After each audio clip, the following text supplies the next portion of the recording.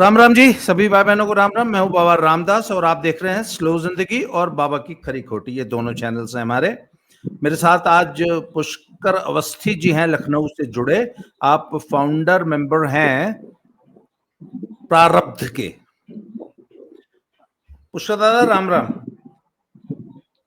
राम राम बाबा जी, Ram Ram. Sir, ये जो latest controversy हुई है चीफ जस्टिस की इस अनर्गल बेवजह टिप्पणी को लेके, मुझे एक बात नहीं समझ में आई कि एक हिंदू अपने एक आराध्य की खंडित मूर्ति को वापस रिस्टोर, देखिए, हिंदू धर्म में, सनातनियों में जो सबसे पहली एक शर्त होती है कि खंडित मूर्ति का पूजन नहीं होता है, उसका बाकायदा एक अनुष्ठान है। अगर मूर्ति का एक छोटा सा टुकड़ा, एक जरा सा भी कुछ टूट गया तो वो खंडित मान ली जाती है। उसका बाकायदा एक अनुष्ठान करके उसको नदी में प्रवाहित किया जाता है किसी पवित्र स्थान पर, और उसकी जगह नई मूर्ति की प्राण प्रतिष्ठा होती है। ये एक सिंपल सा रिचुअल है, ये हमारी आस्था का प्रश्न है। मुगल आक्रांताओं ने विष्णु भगवान की मूर्ति का सिर तोड़ दिया। वो मूर्ति आज तक उस मंदिर में यूं खड़ी है। एक हिंदू सनातनी उठ के कहता है कि इसको हमें रिस्टोर करने, बोला हम इसको सुनेंगे ही नहीं। उसने याचिका ही सुनने से मना कर दिया और कहता है ये तो एएसआई की प्रॉपर्टी है। सर, अब हम अपने पूजा अर्चना कैसे करेंगे? ये एएसआई डिसाइड करेगी? अरे भैया, वो कैंपस हो सकता है एएसआई के स्वामित्व में हो, पर मूर्ति तो हमारी है, देवता तो हमारा है। उसकी पूजा कैसे होगी ये हम डिसाइड करेंगे, न कि कोई चीफ जस्टिस, नवबौद्ध, विधर्मी, कन्वर्टेड कोई जस्टिस नहीं डिसाइड करेगा। और एएसआई, एक तो तुम सुनने से मना करते हो। अच्छा, एक मिनट, मैं सुप्रीम कोर्ट में जाता हूं, मेरी बात तुम सुनते भी नहीं हो, तो फिर अब अगर मैं तुम्हारा नेपाल बना दूं, अच्छा, जब सुप्रीम कोर्ट मेरी बात नहीं सुनेगा तो मैं कहां जाऊंगा? आप बताइए, मुझे कोई जगह बता दीजिए चीफ जस्टिस महोदय की, तय मैं नहीं सुनूंगा, फलानी जगह जा। कहता सीधे कि भगवान से बोलो, अपने विष्णु भगवान से बोलो। तो विष्णु भगवान तो फिर सर नेपाल वाला ही रास्ता जानते हैं। बाबा जी, जी बाबा जी, ये गवई, जस्टिस गवई ने जो कहा है, मैं समझता हूं कि समय, जिस समय काल में हम चल रहे हैं, बहुत सही समय पर सही बात करी। हम सनातन, हम हिंदुओं ने जो है शताब्दियों से सहिष्णुता और दूसरों को जगह देते देते हम अपना इस किनारे पे आ गए जहां हमारी पीठ जो है दीवार से लगा दी गई। बिल्कुल। और ये गवई जो है, ये जो उन्होंने कहा है वो इसलिए कह रहे हैं कि नवंबर 2025 को रिटायर होने वाले हैं, ये पहली बात। और दूसरी, जो उनके अंदर की जो घृणा सनातन के विरुद्ध है, ये पार्ट ऑफ ऑर्डर नहीं था। आपको ठीक है, आपने कहा कि एएसआई के अंडर आप करके उसको खत्म कर सकते थे मामला, नहीं कर, वो आप कानूनी बात हो जाती। लेकिन जब आप उसमें कमेंट करते हैं कि विष्णु भगवान को, इसका मतलब है कि आपको ये अहंकार है। और अहंकार ये है क्या? आपको अहंकार जो है कि भारत में जुडिशरी एक विशेष वर्ग बन गया है, विशेष वर्ग।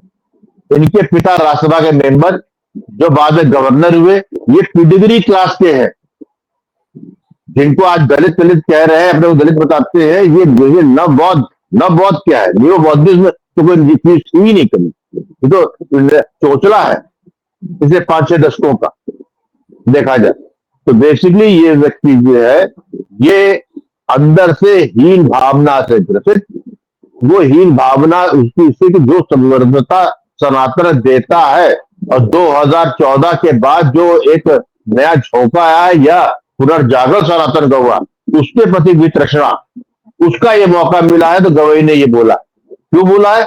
उसको ये मालूम है कि सनातनी भारत का सनातन या सनातनी समाज इतना उग्र नहीं है, वो मॉबोक्रेसी नहीं कर सकता है। यार ये हिम्मत है तो जो आपका किसी वालेकुम सलाम वालों के विरुद्ध उनके अल्लाह मियां या मोहम्मद जी के खिलाफ कुछ बोल के दिखा दो, उनसे कहो, उनकी तो अर्जी फौरन उठा के सुन लेते हो। ये तब नहीं समझ में आता आपको, आप कहीं निकल जाते हो।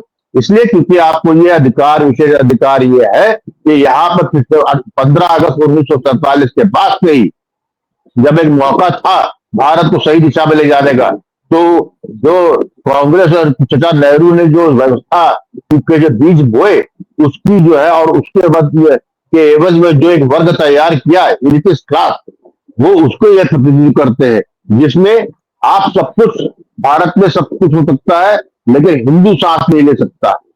आप सब कुछ कर सकता है, सनातन अपने आप को ओढ़ नहीं सकता है। उसी पे जो है 2014 में प्रधानमंत्री आ गए जो सनातन की पृथ्वी को, सनातन की आस्था को अपने माथे, अपने मन, अपनी आत्मा में संवारे रहता है। ये उसका गहरा भाव है, वो और तो कुछ कर नहीं सकता, वो ये कर रहा है इसमें। और जो उसने कहा है ना, जिसके स्लिप ऑफ टंग है ही नहीं, ये उसकी मूल वैचारिक, उसकी वैचारिक बौद्धिकता का प्रतिबिंब है वो। उसमें कोई ऐसा कुछ नहीं कि गलती से हो गया या टिप अप से सब हो गया, बिल्कुल नहीं। जानबूझ के उसे ह्यूमिलेट करने के लिए, क्योंकि वो क्या कर रहा है, जिस तरीके से जो विष्णु जी की मूर्ति है, जिसका गला कट्टा है, जिसको कि मुस्लिम आक्रांताओं ने तन से जुदा किया है, ये उसी का ही जो शाब्दिक है। जो उसने कहा है ना अहंकार पर, ये उसी का। मुसलमान मुगलों ने या किसी मुसलमान तलवार से तोड़ा होगा, इसने उन तलवार को शब्दों की धार दी है। वो ये बता रहा है कि तुम कुछ भी कर लो, ये हम हैं, हम ही रहेंगे और तुम ही रहोगे। सनातन यहाँ पर जो है शताब्दियों से दासत्व में था, दास था, और उस दास को राज्य करने के लिए पहले मुगलों और अंग्रेजों ने जो वर्ग तैयार किया, उस वर्ग को प्रतिनिधित्व ये व्यक्ति करता है, नहीं तो कोई और कारण नहीं। मैं तो कहता हूँ बाबा जी, भारत में बंटवारा जो असली हुआ 15 अगस्त 1947 को, वो वर्ग हुआ ये जो आपकी न्यायपालिका या उसमें इलिटिस्ट वर्ग बनाया गया, और शेष भारत का जिसमें हम और आप आते हैं, जिसमें 85% जनता आती है, ये उसको प्रतिनिधित्व करते हैं। और जो उन्होंने कहा है, मैं तो मानता हूं कि उन्होंने जिस चीज को छेड़ा है, हम अब परिपक्व हो गए। 2014 में हम जो है अलग जगा चुके हैं, और हमको मालूम है कि परिपक्व क्या होता है और परिपक्व क्या होता है। जिस तरीके से आज सनातन समाज पूरा जो है उद्वेलित है, मैं एक से एक बड़े लोगों को जो है उस पर बात करते देख रहा हूँ। कई जो एडवोकेट और जजेस, पुराने जजेस को भी मैं जो है इनसे इस्तीफा मांगते की बात की है। मैं बिल्कुल कहूंगा, मेरा आह्वान रहेगा आपके माध्यम से बाबा जी, अपने दर्शकों, आपके दर्शकों पे, कि आप लोग, ये मौका है खड़े होने का, क्योंकि हमारे यहाँ, हमारे आस्था में, हमारे अंदर ही ब्रह्मा विष्णु महेश है। इसने हमारे ही अस्तित्व को चुनौती दी, इसने हमारी छाती छत जो है लात रख के जो है अहंकार मुद्रा में अट्ठास किया। ये गवई जो है ये काल के दिन में निकल जाएगा, लेकिन ये एक प्रतीक बन चुका है कि किस तरीके से भारत का एक वर्ग अपनी मादानता में, जिसने इस सिस्टम का पूरा भरपूर उपयोग किया, जिसने जो है, जो कि डिजर्व भी नहीं करता था, उसके बाद भी हाईकोर्ट का जज बना, और जल्दी 2 साल से पहले ही जो है इसको आउट ऑफ टर्न जो है इसको सुप्रीम कोर्ट ले गए, और सुप्रीम कोर्ट क्योंकि कुछ विस्तृत बनाना था। ये उस वर्ग को रिप्रेजेंट करता है। ये जो उसको जो है 11 साल की छटपटाहट है, ये बिल्कुल वैसे ही है जैसे हामिद अंसारी जब उपराष्ट्रपति के पद से जो है रिटायर हो रहे थे, और तिलमिलाहट उनके चेहरे पर दिख रही थी। ये गवाही की वही है।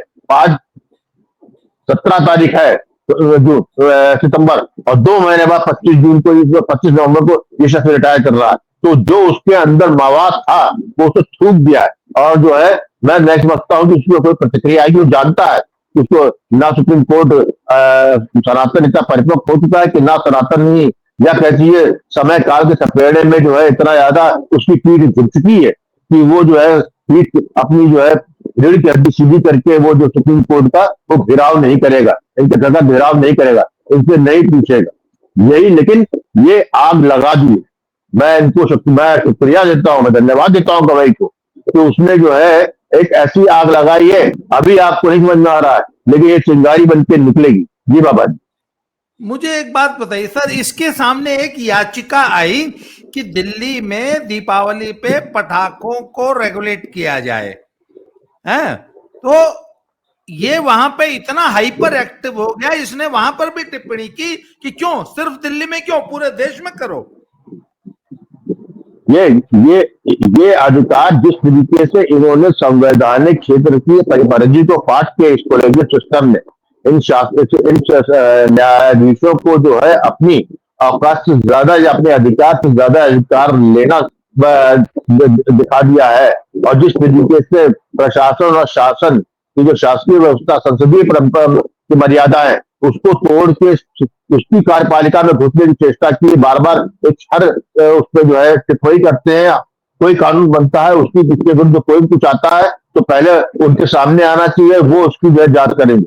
यही अधिकार जो है वो आपकी आस्था के बीच में ले गए। इसीलिए जो उनका ये दम है कि यदि जो है दिल्ली में क्यों, पूरे देश में होना चाहिए। मतलब अब जो है सुप्रीम कोर्ट जो है भारत के हिंदुओं की आस्थाओं, उनके तीज त्योहार, उनके मनाने के तरीके को जो है वो उसके लिए रूल सेट करेगा। अरे तुम्हारी हिम्मत है तो जाकर ये किसी क्रिश्चियन किसी मुसलमान को इसको ज्ञान दो।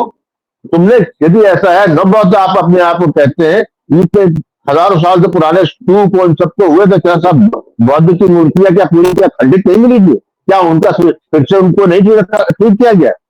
यार इसमें ज्ञान देना है तो जाकर वहां भाई अफगानिस्तान में दो, जब बौद्ध मूर्ति उड़ा दी गई। क्या मैं भी उन्हें पूछ सकता हूँ कि क्या गवई साहब क्यों नहीं भगवान बुद्ध से आप कहते हैं, प्रार्थना करते हैं कि जो बमई में जो है मूर्ति उड़ा दी गई, वहां दोबारा आप जो है आ जाइए। अरे भाई आप जो है ऐसी ऊंची और ऐसी असंगत बात कर रहे हैं। उसका अर्थ सिर्फ यही है कि इसका कोई बौद्धिकता से मतलब नहीं, इसका कोई तर्क से मतलब नहीं, इसका सिर्फ इतना मतलब है क्योंकि आप एक हीन भावना से जैसे हिंदू है, क्योंकि आपने जो है अपनी कई कारणों है, चाहे जो है लालच, हीनता या किसी कारण से आप ही आपके पूर्वज जो है धर्म से डिगे और आपने जो है एक नई आइडेंटिटी को उड़ने के लिए एक जो नया नव बौद्ध बन गए। आप तो मुझे कोई शिकायत नहीं है, नव बौद्ध है, आप ईसाई है, कोई फर्क नहीं पड़ता, कोई भी हो सकता है। लेकिन आपको यह अधिकार नहीं है कि आप मेरी आस्था और मेरे तरीकों के इस तरीके से अट्ठास कर। जी पुष्कर दादा, अभी मैं रिसेंटली जो 2-3 हमारी जुडिशरी ने जो बहुत ही विभत्स, बहुत ही हास्यास्पद और बहुत ही घिनौने जो कुछ फैसले दिए हैं, मैं उन पे 2-3 मैं आपको दर्शकों को याद दिलाना चाहता हूं। अभी रिसेंटली सर उत्तराखंड में एक घटना हुई थी जिसमें एक मासूम बच्ची को, 6-7 साल की बच्ची को एक इस किताबी दरिंदे ने बहुत ही ब्रूटली मारा था। उसका पूरा फोरेंसिक एविडेंस था।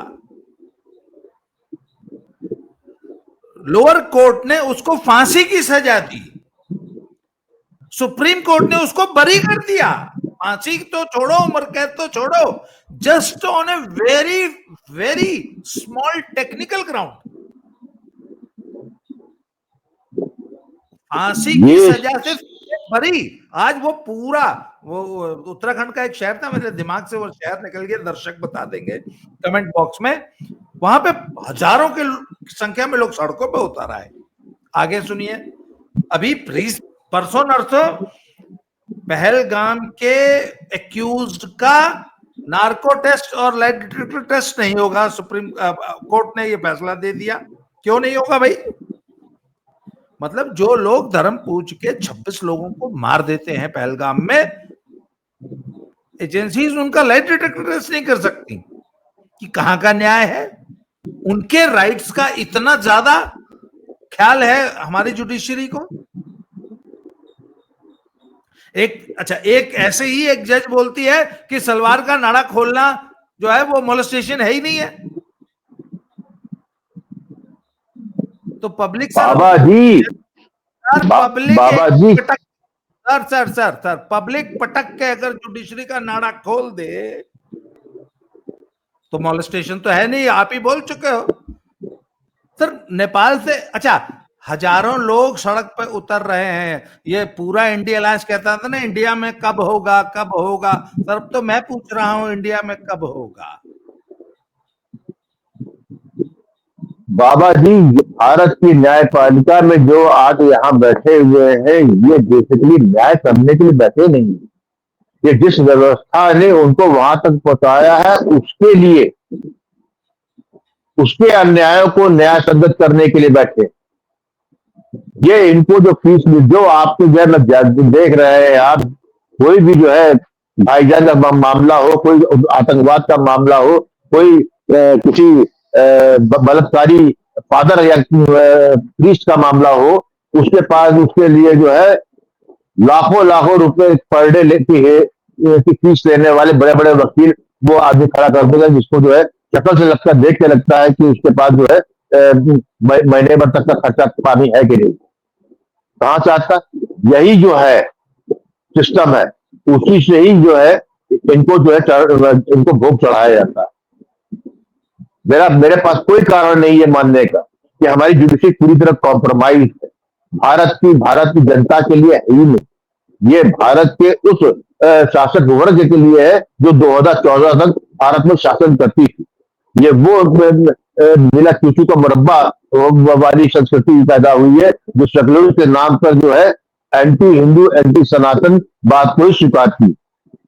ये जो आप जो नार्को टैक्स वाली नार्को वाली टैक्स की बात कर रहे हैं, इससे बड़ा जो है क्या प्रमाण हो सकता है कि जिनका नार्को होना है उसके ही सहयोगी जो है भारत की न्यायपालिका में घुसपैठ कर चुके। जिस बच्ची 6 साल की बच्ची का जो गिरफ्तार हुआ और उसके सारे फांसी सजा उसको मिली, उसको भी एक टेक्निकल ग्राउंड पे सुप्रीम कोर्ट छोड़ता है। इसके मतलब सुप्रीम कोर्ट जो है उसको फांसी से बचाकर छोड़ने का रास्ता खोज रहा था और लेकर कोई आया कर दिया। ये सब मिले जुले हैं। आप नेपाल की, आप बांग्लादेश की बात करते हैं, वहां पर लोग आए, उनके कारण भिन्न हो सकते हैं, लेकिन भूलना नहीं चाहिए वहां सुप्रीम कोर्ट जला था। लेकिन वहां जंजी थे, अपरिपक्व लोग थे। भारत में जो है सनातन परिपक्व है। भारत की जनता का बहुत बड़ा वर्ग जिसने एक उंगली की क्रांति से जो है 2014 में सत्ता पलट दिया, उसके मानने वाले वे परिपक्व है। उनको मत आप जो है उस काम पे ले जाइए, उस रास्ते पे ना ले जाइए, क्योंकि हमारे लिए संविधान की सारी विधा, जितने भी स्तंभ है, वो जो है प्राणीय है। लेकिन दुर्भाग्य है कि भारत की ये संविधान का ये खंबा जो है न्यायपालिका, उसके चारों पाए जो है जिस पे बैठी है, वो जो है दीमक से सड़ चुकी है। ये दीमक और कुछ नहीं, भ्रष्टाचार है और मर्यादा है। और नहीं ये सर अपने आप को भगवान समझने लगा है। असल में हमने इनको कुछ ज्यादा इज्जत दे दी और इनको ये गलत फहमी हो गई कि ये नए युग के भगवान हैं। निश्चित। तो सर आप ये एक मिनट बाबा जी, ये देखिए ना, यही एक ऐसा समुदाय है जो स्वयं में गर्भाधारण करके गर्भ पैदा अब सुप्रीम कोर्ट जजेस पैदा करता है। दुनिया में कोई ऐसी व्यवस्था नहीं कि जहां पर स्वयं को पैदा करे। लेकिन ये जो न्यायालय में हमारे जो बैठे हुए हैं, ये जो है स्वयं ही गर्भधारण दोनों इनके पास एक्स वाई दोनों, और जो है गर्भधारण करके करते हैं। एक चीज मुझे बताइए, बड़े बड़े जजेस ने, पुराने रिटायर्ड जजेस ने, वकीलों ने, बहुत बड़ी बड़ी सोशल डिग्निटरीज ने, बहुत सारे नागरिकों ने, मेरे आपके जैसे अदना से आदमी ने इस पे विरोध जताया। फिर इंडिया अलायंस के किसी नेता ने, किसी एक व्यक्ति ने, किसी एक छोटे से अदना से नेता ने इस पे कोई आक्रोश, कोई विरोध, कोई अपनी असहमति, किसी नेता का कोई बयान आया कि जज साहब आपने ये क्या बोला है? अच्छा सर, कल्पना कीजिए कि ऐसी टिप्पणी किसी मुसलमान या अल्लाह मियां या उनके खिलाफ आ जाती, तो अब तक क्या होता? आग लग जाती। तो इस बात को भी पूरे देश को जानने और पहचानने की जरूरत है। हम जो शत्रुबोध की बात करते हैं ना, आज आपको समझ में आ जाना चाहिए, हिंदुओं, सनातनियों, आज आपको समझ में आना चाहिए कि कौन आपका मित्र है, कौन आपका शत्रु है। अपने शत्रुओं को पहचानो। जुडिशरी में कौन कौन आपका शत्रु बैठा है, इस पूरे पॉलिटिकल एस्टैब्लिशमेंट में कौन कौन आपका शत्रु बैठा है। मैं आज के वीडियो का समापन इस बात पे कर रहा हूं कि चिट्ठी लिखिए, पोस्ट कार्ड लिखिए। एड्रेस क्या होगा? मिस्टर गवई, कोई, मैं इस वक्त गाली नहीं देना चाहता हूं, कोई मिलॉर्ड नहीं, कोई कुछ नहीं, कोई जस्टिस नहीं। मिस्टर गवई, कायदे में रहोगे तो फायदे में रहोगे, नहीं तो नेपाल बना दिया जाएगा। माफी मांगो, अपनी टिप्पणी वापस लो और पूरे देश से माफी मांगो। चिट्ठी लिखिए, पोस्ट कीजिए, बाकायदा अपने नाम से दीजिए कि मिस्टर गवई, अपनी टिप्पणी वापस लो और माफी मांगो देश से। जी सर, आपका अंतिम रिमार्क। मैं यहाँ पर सिर्फ इतना ही कहूंगा कि जितने विपक्ष, जैसे आपने इशारा किया कि किसी विपक्ष की तरफ से कोई बोला नहीं, और मैं अपने आपके सभी दर्शकों को ये कहना चाहूंगा कि शत्रुबोध जो है केवल जो है टोपी पहनने वाला ही शत्रु आपका है, या जो है क्रॉस का करने वाला ही नहीं है। उसमें आपको शायद भूले बढ़ते मित्र मिल भी जाए, लेकिन जो आपका हिंदू है, जो आपकी आस्था पे जो है मौन है, आस्था प्रहार होता है, तो ये मन समझ लीजिए कि ये आज नहीं, या तो छद्म हिंदू है, नहीं तो आज नहीं, कल के सजदा करने वाले होंगे, या जो है बपतिस्मा कराने वाले होंगे। ये सब कुछ हो सकते हैं, हिंदू नहीं है, सनातनी नहीं। ये बहुत स्पष्ट रूप से ये विभाजन सामने दिखता है। शत्रुबोध होना है तो पहले अपने अंदर के शत्रु को देखिए, पहचानिए, क्योंकि बाकी से तो आप लड़ लेंगे, हारते आप अपने से। जी, तो मैं सभी दर्शकों से निवेदन करूंगा, मुख्य न्यायाधीश को चिट्ठी लिखिए, उसका नाम गवई है, supreme court of India, new Delhi, ये 3 लाइन का पता पर्याप्त है। Mister Gavai, supreme court of India, new Delhi. Post card लिखिए, अपना नाम के साथ लिखिए, अपना विरोध दर्ज कराइए और इनको मजबूर किया जाए कि ये देश से माफी मांगे, अपनी टिप्पणी वापस लें। और उन तमाम नेताओं को सबक मिलेगा जो इस वक्त मुंह में दही जमा के बैठे हैं। सर, आप पुष्कदा, आपने समय दिया सर, इसके लिए बहुत बहुत आभार, धन्यवाद। जय श्री राम। दोबारा मिलते हैं सर किसी नए राम राम। पे। जय श्री राम, हर हर महादेव। राम राम जी।